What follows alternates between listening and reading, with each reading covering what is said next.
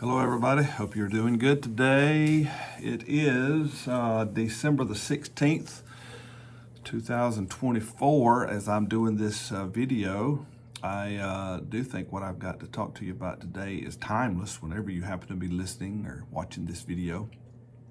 I'm working through a series of 10, 10 secrets to success. It comes from a article I read years ago from a publication called Investors Business Daily, IBD.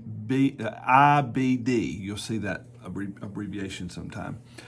And so I'm writing this to my son. This is some advice I'm giving to my son. Thought I'd share it with you as well. And I've entitled today's lesson, Grow You. Okay, that's my little play on word. Grow you. And if you don't think it's clever, please don't just write it off as just an old guy trying to be clever. How's that? But I have learned that personal growth, if I could give you one word of advice about how to advance your life and make your life count, take personal responsibility for your own personal growth. And I wished I'd have learned this lesson earlier in life. I was not an avid student. I don't have a lot of formal education. I blew my time at school. It just didn't take. I don't know why. And so I remember as a young minister, when I went to my first church, I'd only preached a few times in my life. I had this little paperback book of sermons called Iron Shoes. And it was written, there were sermons by a guy by the name of Roy Angel. And I remember to this day, and I preached every one of those sermons. After I'd preached my 2 or 3 sermons, I preached every one of those sermons. And then when I ran out, then I was really in trouble. I remember another time, Raymond Cultivate, one of my favorite preachers, he preached a great series at camp meeting, and I bought the tapes and preached every one of those sermons. And one of my members told me, said, "Man, you've been really preaching good lately." And I took all the credit. And after I run through that series, I probably went off the cliff again. And I remember years, getting up on Sunday morning, and I wasn't it's not that I took it, I didn't care, but I just wouldn't focus. I don't know, maybe I had, what these kids have today, I don't know. I'd get up on Sunday morning and just scrambling, trying to come up with a sermon. It was just terrible. So I was not a good student. And I'm going to dedicate this particular lesson to a guy by the name of Anthony Snipes. Anthony Snipes, and he still goes to the Simpsonville Church of God, great guy. And he came in on a Sunday night, strung out on life, and was gloriously converted to Christianity. God changed his life. He had a voracious hunger to grow in the faith. And so the next day or a couple of days later, I don't remember exactly, but he went to a Christian bookstore. And of all things, he bought systematic theology books, started reading them. And every time he'd come to church, he'd have these questions. And I'd say, "Anthony, I don't know, but I'll find out." And I always said I stayed a 16th of an inch. From that day forward, I stayed a 16th of an inch ahead of Anthony. He pushed me into having to grow.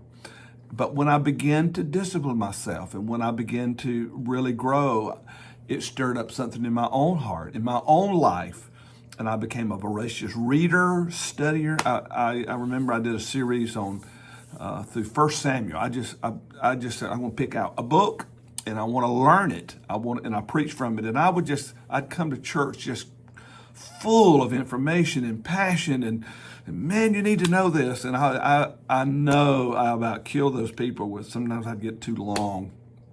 But it started me on a journey of personal growth.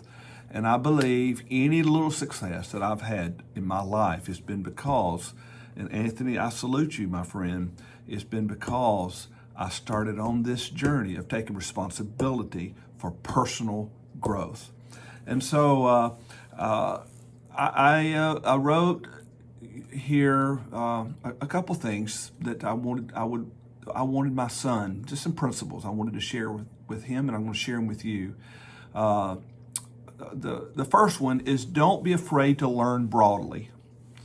We can get in our little world, maybe our little conservative world, or whatever your inclination, and we get our little pet doctrine, our little pet belief, our little pet political viewpoint, and we just tune everything else out. Don't be afraid to learn broadly. Drink deeply from the wisdom of the ages. Don't be afraid to go down different paths. Just carry your Bible with you wherever you go. And I'll give you an example of this, and this is in my world, a preacher world, I guess. But I read this book called Chosen of God. This was years ago by a guy by the name, he's gone on to be with the Lord. He was a good man. His name is R.C. Sproul. And R.C. Sproul was what is called a hyper Calvinist. And I won't get into all that, but it's not the tradition, the faith tradition that I came from. And I came from what is called an Armenian background and a hyper-Armenian, and that's kind of where I was. I grew up in a hyper-Armenian, and that is that you could lose your faith, you could lose your salvation at a drop of a hat. And so I lived in constant guilt and fear. I remember as a little boy even getting up in the middle of the night and going and seeing if my mom and dad were still in the bed. I was afraid the rapture had taken place and I'd been left behind. And so that's how I grew up in that hyper Armenian background. And so Calvinist, once saved, always saved. Man, that was a no-no. That was taboo. And so but I began to read that book. And today I am not a Calvinist. I had to work through my own faith and where I stand. But that book, as I began to understand the sovereignty of God and the perseverance of the saints and His mercy and His grace, and that book changed my life. I went down a path that would have been frowned on if my superiors hadn't known I was going down that path, because it was not it was not what our tribe, adhered to. But all truth, ultimately, if it's true, all truth is God's truth. So don't be afraid to learn broadly. Just carry your Bible with you. Here's my second word of advice. Put personal growth first. And let me give you a quick story here. I remember walking down Leanne Avenue, I think it was called. That is where I lived in Easley, South Carolina. And I was well on this path by then, but I remember walking down the street one morning, and this is back to show you how far back it was, is when you had the little cassette players. They'd be about that big, Walkman, and I had it strapped on. I was listening to a cassette by W.A. Criswell. He was the pastor of the First Baptist Church in Dallas. And I just loved, I don't know, I resonated with him, and I was listening to him. I was walking down the road, and he was at a conference for preachers, and he was sharing, if you give your mornings to God, give your afternoons to your office and administration and to your people, and give it a few of your evenings to your church and the rest of your evenings to your family. If you'll do that, God will bless your ministry. And I don't know, I felt this surge of emotions in my heart. And I said, God, I'm going to do that. I began to weep. God, I'm going to do that. I'm going to start, no matter what I've got to do that day, I'm going to give my mornings to you. And that started me on a journey, a dome of silence before I do anything else. I want to spend my time with God in personal growth and reading and studying and praying and meditating.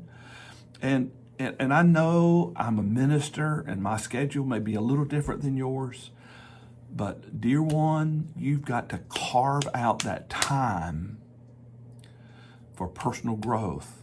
Start with your spiritual growth, but you got to grow yourself. That dome of silence and now we have so many distractions. We have all that stuff coming at us. We have back then it was television and radio. Now, man, we have podcasts, we have YouTube, we have short videos. It's just eye candy coming at us all the time. And phone calls, texts, Messenger, Facebook, all the other social media stuff. It drives me crazy. And I have to discipline myself, and I put a dome of silence. If it's important, somebody will come and tell you. And so don't look at your social media, don't look at your notifications, don't read the news, don't listen to a podcast, don't watch television, don't do anything until you've taken time for the essentials. And that starts with your own personal growth in the morning, your time with God and growing yourself. And then if you've got a job and you're taking a paycheck, those people deserve your best. And if it's a calling, a lot of you are ministers or in the ministry. It's a calling. You're doing it for God. Multitasking has been debunked. Give your best to the best. And if you have time left over, then play your video games, watch your movies, scroll through Facebook, do whatever you want to do, but put that dome of silence over your life until you take care of the essentials. And personal growth has got to be at the top of the list. And then the way Investor Business Daily put it is never stop learning. And then they gave some practical applications. Go back to school, read books, get training, and acquire new skills. Ditto. I give all that. I want to just add one more to the list. Something that changed my life was travel. Nothing broadens your perspectives, destroys your prejudice, and inoculates you against pride like going to new places and observing different ways of doing things. I encourage you to travel intentionally. I started going on missions trips, just completely changed my life. I had a secular job that included a lot of travel. And when I remember the first time I went overseas, they took me to Greece. I went to Athens, Greece, and traveled and just saw a different way of doing things. And so all this travel, don't be afraid. Don't get in your little bubble intellectually. As I started earlier, we don't want to read and learn broadly. We want to just listen to people that agree with us and just tell us what we want to hear. And we just get in our own little world and we stop growing. And so travel is something I'd add to that. Intentionally travel and see new places, new people, new way of doing things that'll change your life. But anyway, I usually in my blogs, I put the one thing for today. So the one thing for today, I'll close with this. Taking responsibility for your own personal growth is the number one thing you can do to guarantee your success. If you'll do that, it will lead you to so many other important things. But if you are not growing, you will get stagnant, stale, and you'll become obsolete one day, not living while you're still breathing. So grow you. Have a good day. We'll see you around the bend.